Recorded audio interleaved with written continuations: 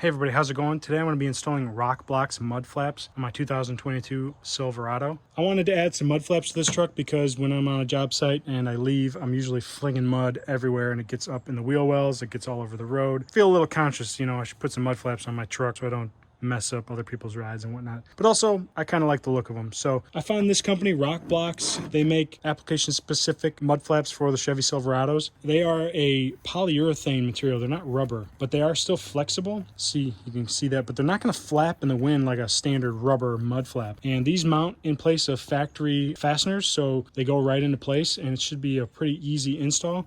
So these are the fronts. You see there's a couple holes for the fronts, and then those are the rears. They provide, you know, a hardware pack with a bunch of stuff labeled, and then some instructions with install video, which I've watched, and then also PDF instructions, which I have printed off here, which are quite extensive. They're 4 pages long, and then some words to the customer. And I love stickers, and they provide a nice Rokblokz sticker you can stick on your toolbox. So there's a little bit of pre-assembly here on the rear mud flaps. So there's these brackets that are for the rear mud flaps that we need to install, and they're labeled RR for right rear. Same with the mud flaps themselves. They're labeled RR. So these two go together. You want their logo to be facing towards the back of the vehicle, outside of the vehicle. So this is how this is going to be oriented on this rear right wheel. So they include the hardware pack here. I've got them split for both sides. We're going to start with this bracket, and it says to install these hex nuts into these hex holes that are pre-drilled in this bracket. And so we're going to pop these into place. I need a little help from my friend.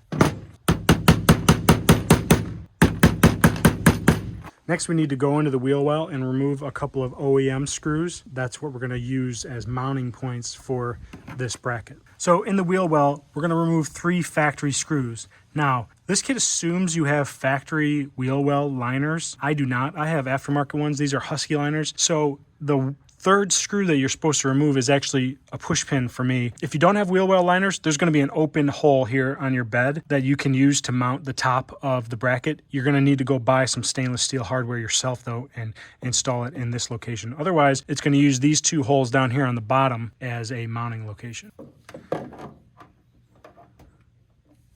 So I'm going to start off by removing these 2 T15 screws down here on the bottom. And save these because we're going to reuse them. And since I have a push pin here where my Husky liner is attached, I'm going to remove that as well. But like I said, if you have factory liners, there's going to be a screw here that you remove. If you don't have any liners whatsoever, there's going to be a hole here that you're going to need to get some hardware for. So now you take this bracket with these 2 hex screws installed, and you're going to fit it into the wheel well here and kind of tuck it in between the back here and the lip of the truck.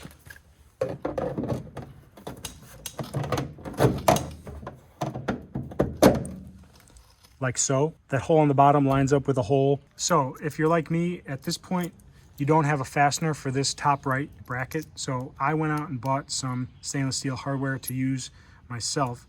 And I just bought a couple of fender washers, a nylon lock nut, and a machine screw. These are all stainless steel so they won't rust.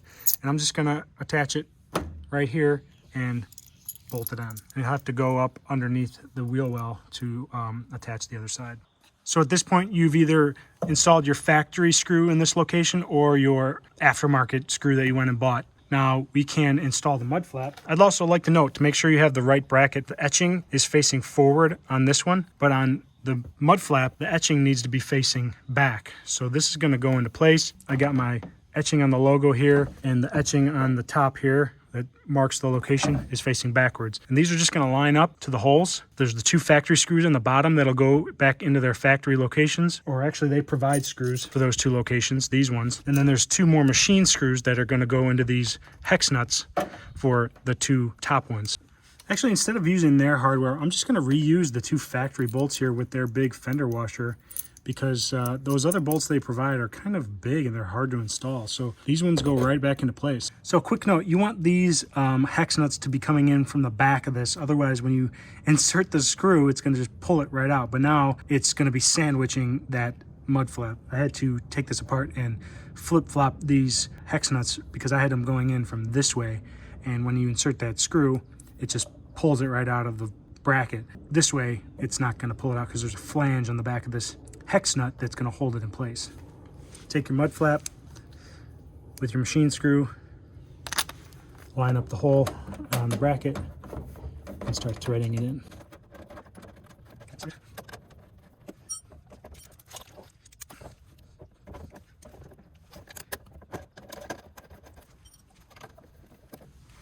Got it just loosely installed right now.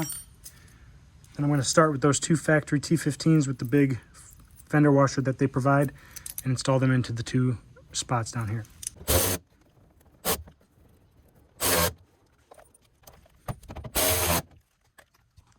Now I'm going to tighten up these two hexes all the way. I'm not going to go crazy on them, just get them nice and snug. And that's all she wrote for that side. Looks pretty good. You can kind of adjust them so that they stick past the wheel well just slightly, or if you want, you can push them in because those mounting holes are slotted like I showed you. So if you have a little bit wider of a tire, or if you just want more coverage, you can slide that out. I'm gonna jump over to the other side and install that one real quick, and then we'll move on to the front. All right, I got the driver's side one installed as well. I got this one installed in about 5 minutes flat. Once you know the procedure, it's pretty quick. Now we're gonna move on to the front, and there is a little pre-assembly for the front ones as well. We're gonna walk you through that right now.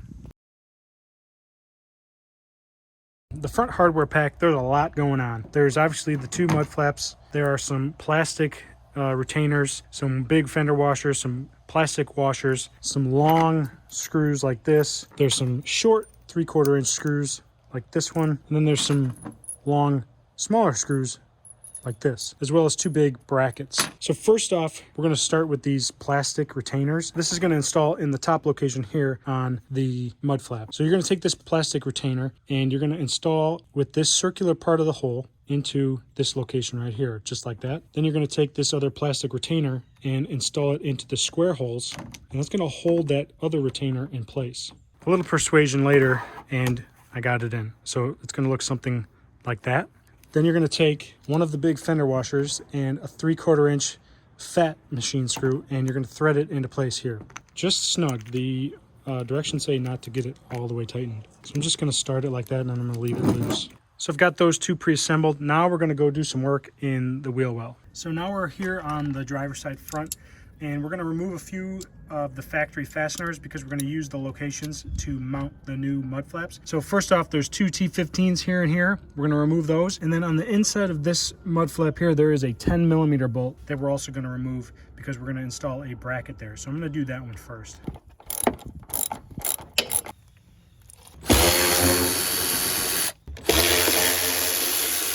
And then in the hardware pack, there is a bracket that looks like this, and also these gold, I guess you call them clip washers. And you want to put the gold clip washer on the bracket like so. There's a short end and there's a long end. You want the clip washer on the short end of the bracket because we're going to mount this right into here to give ourselves a mounting location for part of the mud flap. So we're going to reuse that 10mm right here and mount this bracket in place just like that.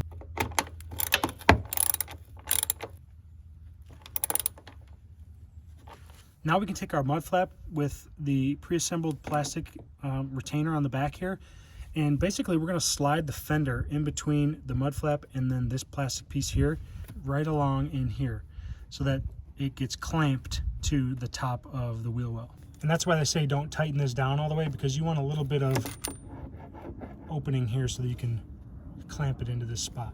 So line it up to where the holes are going to match and sort of clip it into place behind the fender just like that. And then we're going to take this big beefy screw with the big fender washer and also one of the plastic spacers, and that's going to go down and install on that bracket we installed. So this screw is going to go in this hole, and spacer is actually going to go on the back side of the mud flap, so it's going to be in between this bracket and the mud flap, and then put it into that bracket.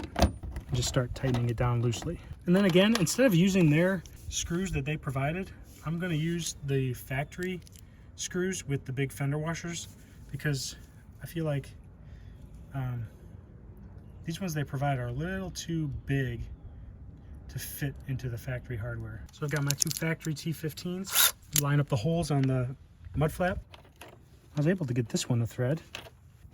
I think I'll get this one now. Nope.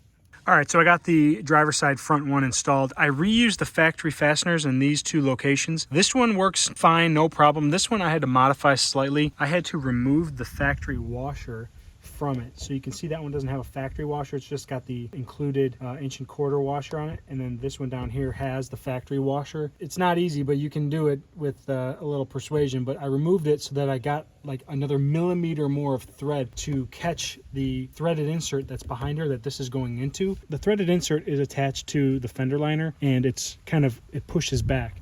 Now you can fight the included hardware that they give you for these two locations, but I didn't feel like doing that. I was able to make the factory fasteners work just fine. So I've got their aftermarket fastener down there, 2 fasteners from the factory here with their included big washers, and then also their fastener up here that attaches to the fender. And it just kind of clips it there nice and snug. That's what it looks like from inside the fender and from the side or the back. Pretty good coverage.